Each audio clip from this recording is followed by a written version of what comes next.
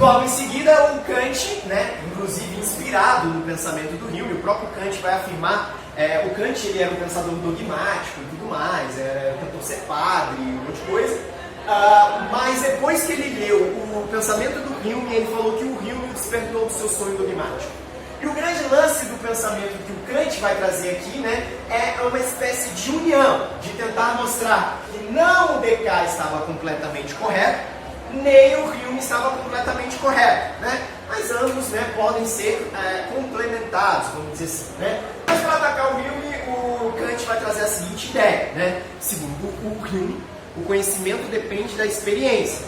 Para o Kant, a gente tem um problema com isso, que é o quê? Se o conhecimento depende exclusivamente da experiência, então, na verdade, a gente não tem conhecimento. Por quê? Porque eu nunca posso falar que algo é. Por exemplo, se eu vi um fogo, primeira vez que eu vejo um fogo na minha vida, vou lá botar a mão no fogo, coloquei a mão no fogo, me queimei. Me queimei. Eu posso falar que aquele fogo queima? Não. Se eu ver um outro fogo, eu posso falar que aquele outro fogo queima?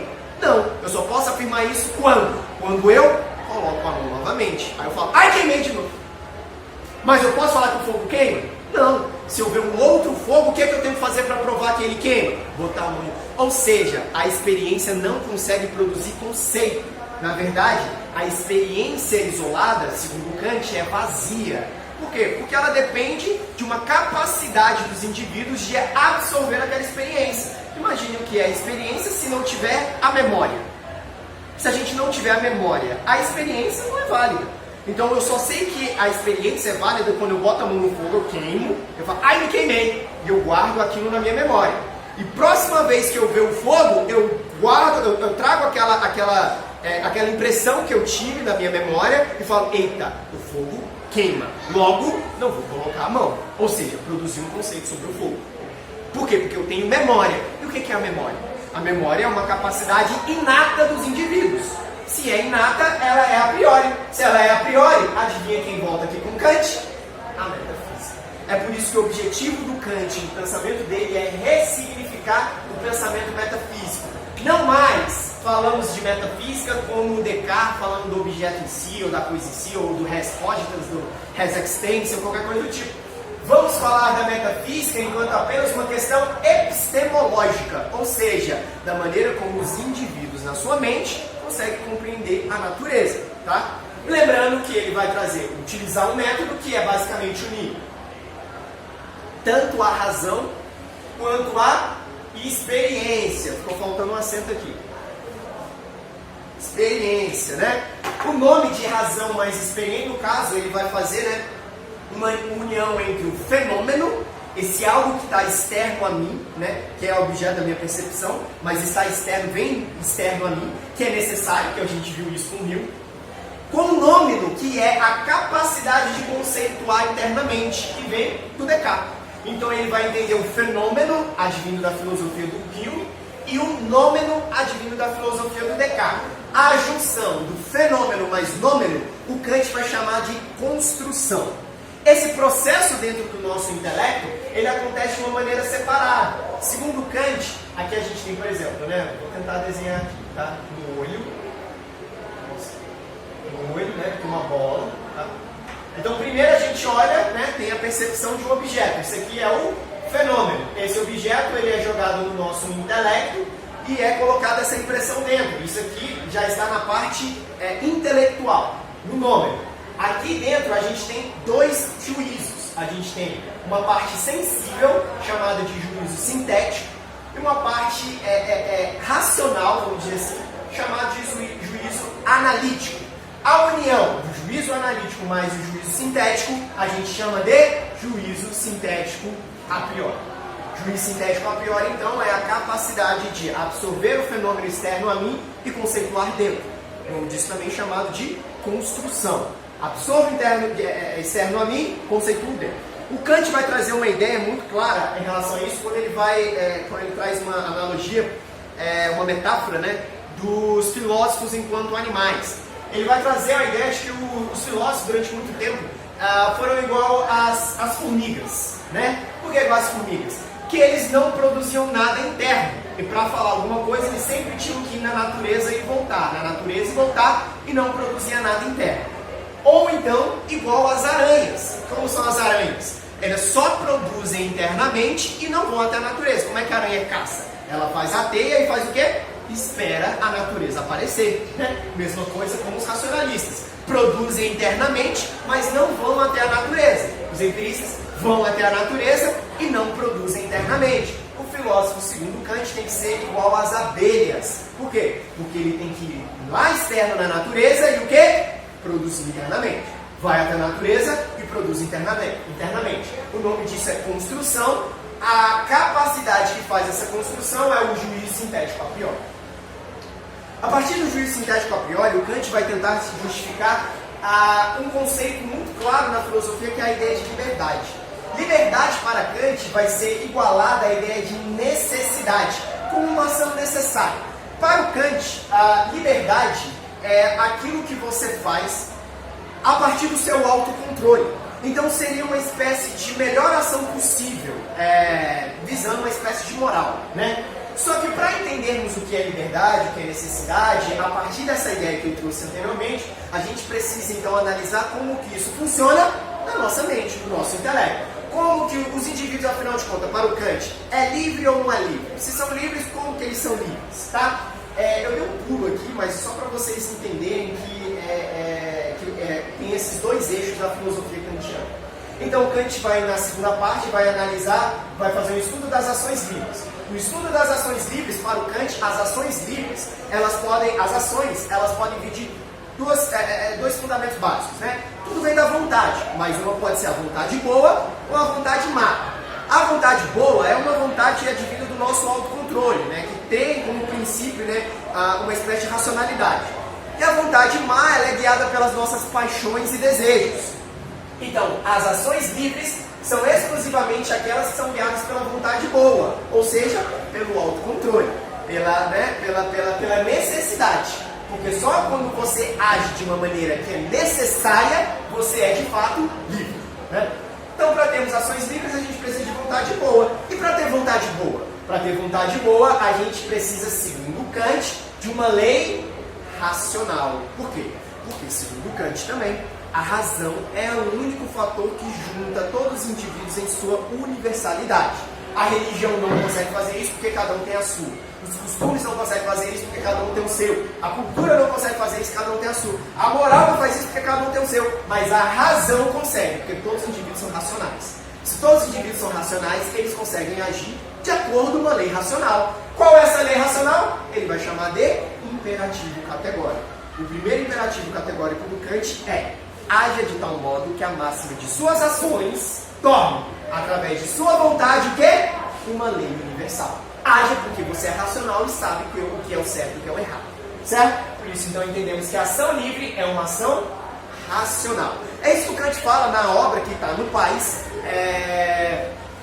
Resposta à pergunta: o que é esclarecimento? No livro Resposta à pergunta: o que é esclarecimento, Kant vai trazer para a gente a ideia que para os indivíduos saírem da sua menoridade intelectual. O que é a menoridade intelectual? Ser guiada pela moral, pela religião, pela cultura, pelos costumes, e assumir a sua maioridade intelectual. O que é a maioridade intelectual?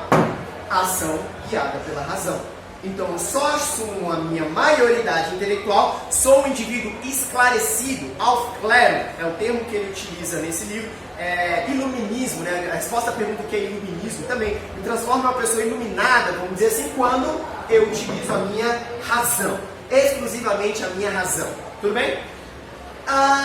Então aqui, na verdade, a gente vai fazer um salto para o Nietzsche, e é exatamente isso que o Nietzsche vai atacar. Na verdade, o Nietzsche ele vai ser um filósofo que vai atacar prioritariamente o Kant, mas o Kant, o Hume e o Descartes. Na verdade, o Kant, Hume e Descartes, todo mundo, até Platão, Aristóteles, ninguém vai escapar das críticas do Nietzsche. Tá? Até mesmo Nietzsche, ele não se considerava um filósofo, ele se considerava um filólogo. Filólogo é aquele que estuda a história da filosofia, né? Ou a história dos conceitos, vamos dizer assim, e não produz conceito, não produz filosofia como a gente está vendo aqui. Tá? É por isso então que se eu chamo a filosofia do Kant de a filosofia crítica, porque ele criticou tanto o racionalismo quanto o empirismo, eu chamo a filosofia do Nietzsche de a crítica da crítica, porque ele vai criticar principalmente a filosofia kantiana. Então o objetivo que eu coloquei aqui para o Nietzsche é a filosofia negativa. O que é a filosofia negativa? Isso ele vai trazer principalmente no livro, na obra que está no Paz, que é Crepúsculo dos Ídolos. Na obra Crepúsculo dos Ídolos, o próprio Nietzsche vai falar: os ídolos vão pagar por ter pés de barro. O que é isso, pés de barro? Ele vai chegar no Kant, com o seu ídolo, né, o ícone que o Kant vai se transformar, vai pegar a sua filosofia produzida por martelos, né, que é o nome também do livro Crepúsculo dos Ídolos, vai bater onde? Bem no pé. Quando ele bate no pé, o que acontece com o Kant? Desmorona. Vai no rio, vai bater onde? Bem no pé. O que vai acontecer? Cai. No que é cai? Bate no pé? Cai. E é exatamente isso, por isso que a gente fala de filosofia negativa, ou filosofia desconstrutiva, né? É uma filosofia que tenta apenas ruir todo esse processo da história da filosofia ou da filosofia tradicional. O Nietzsche vai ser, né, esse cara que vai botar todo aquele pensamento por água abaixo.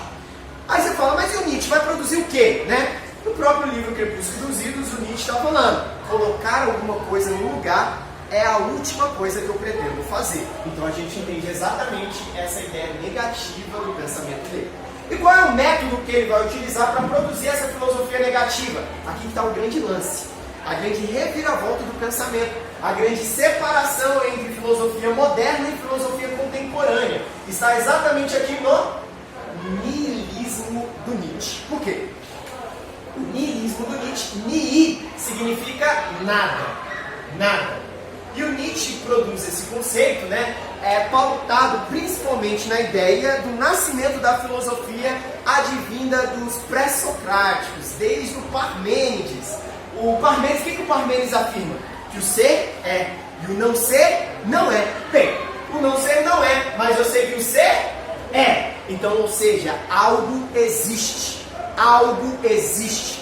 Algo existe e algo criou todas as coisas. É por isso que a gente vai ter no Platão um mundo inteligível. Por quê? Porque algo tem que existir, algo tem que ser necessário. Vai ter também isso na filosofia aristotélica, vai ter isso em toda a filosofia medieval, vai ter isso na filosofia cartesiana, vai ter isso em toda a filosofia, até na filosofia kantiana. Quando Kant ainda está falando que liberdade é necessidade, ele está falando que liberdade é necessidade porque alguma coisa é, alguma coisa determinou, alguma coisa existe. E o Nietzsche vai falar o quê? Que nada existe.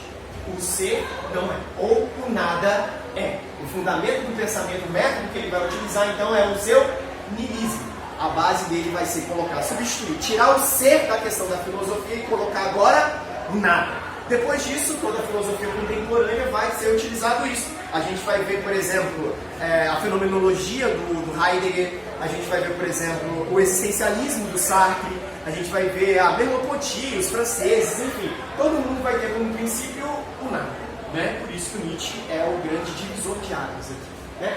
E a partir daí ele vai trazer a sua construção argumentativa. Primeiro, eu botei o Nietzsche em um monte de anti, porque é exatamente isso, ele faz uma filosofia desconstrutiva, né? Primeiro, ele vai ser antirracionalista. Por quê? Porque ele não vai compreender o que o Kant está falando na existência de um intelecto. Não existe razão. A única coisa que existe é consciência e inconsciência.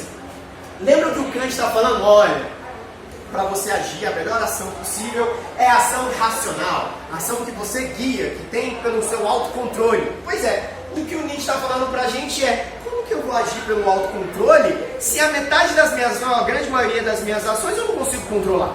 Porque elas vêm de um inconsciente, né? É aquele negócio, a gente andando na rua, né, andando no busão, né, tá lá refletindo sobre a vida, aí de repente do nada vem o quê? A lembrança do ex, ou da ex, né? Você quer lembrar do ex? Não. Você quer lembrar da ex? Não. Mas por que você lembra, né? Porque é inconsciente, né? Para algumas pessoas não, né? Mas para algumas, a grande maioria, é inconsciente, tudo bem? Então não controla, não tem como controlar. Ele é anti-religião. Por quê? Porque ele fala que essa ideia de trazer necessidade, de trazer um ordenamento racional, isso aí na verdade é advindo de uma espécie de vontade de verdade, necessidade dos indivíduos de terem alguma verdade para guiar a sua vida. Só que a gente viu que essa verdade está fundamentada em nada. Ou seja, isso aqui é uma verdade que vazia. Então assim, você para o Nietzsche, ele concordaria com Kant e falar: realmente, você não pode ser guiado pela cultura, pela religião, né, pelos costumes. Isso não pode ser o guia das suas ações, mas a razão também não. Por quê? Porque não existe razão.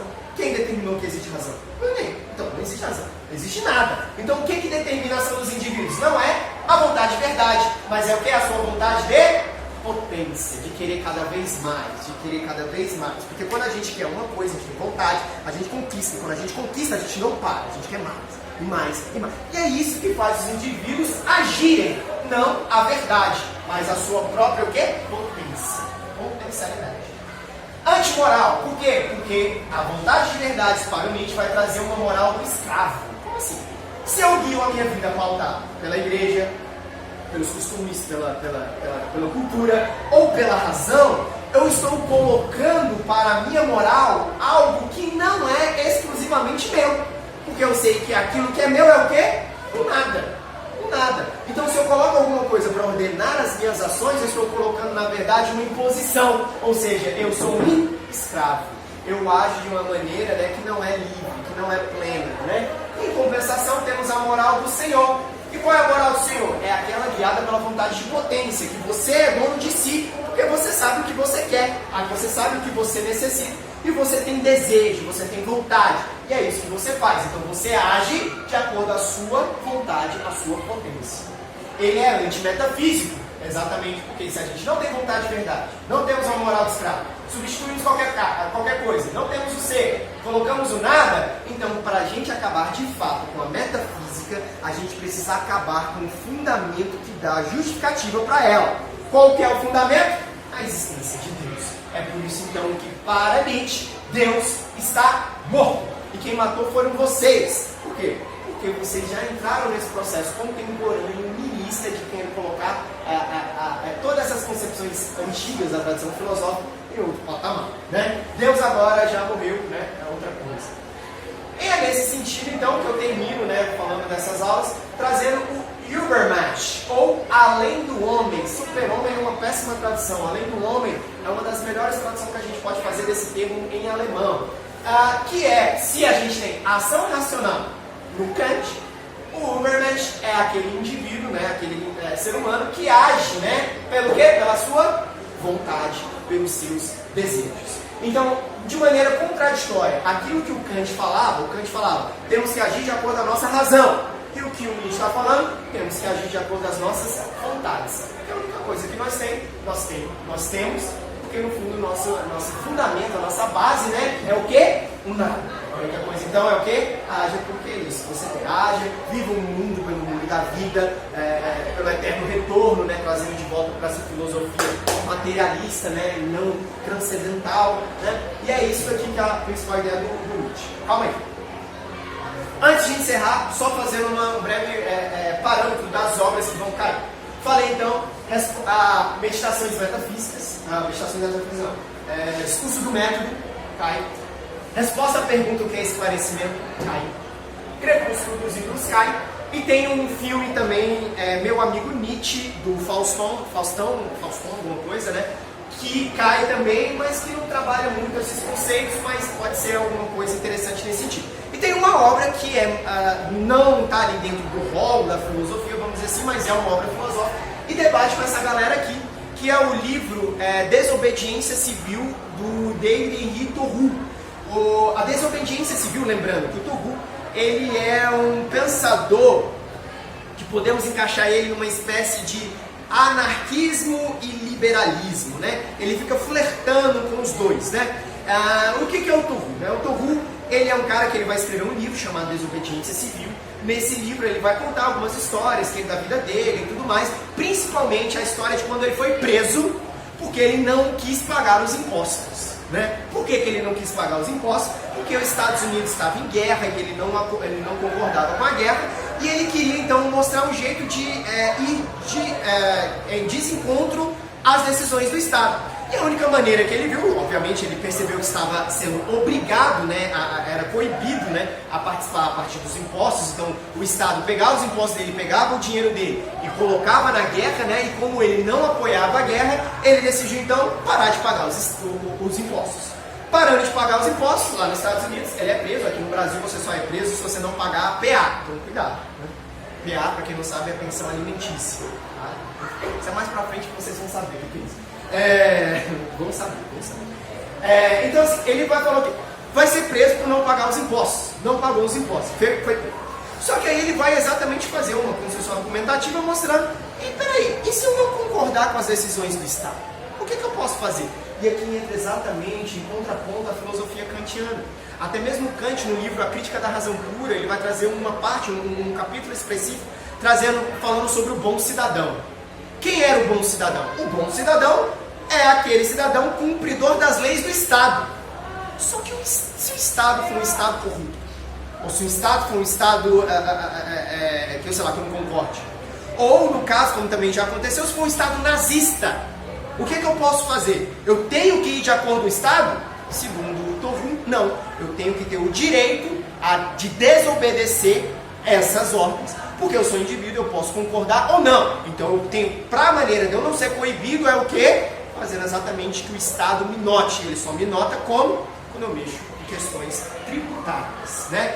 O Torrum ele vai se inspirar bastante nos movimentos de protestos do Gandhi e do Martin Luther King, porque são movimentos violentos, mas não utilizam a violência revolucionária, né? São movimentos políticos violentos, né? O Gandhi fez embargo comercial, né? O Martin Luther King também fazia passeatas pacíficas e tudo mais, né? Tentando mostrar esse processo, tentando mostrar como o Estado ele era injusto, né? Então o que eles faziam? Eles mostravam de uma maneira não revolucionária, vamos dizer assim, né?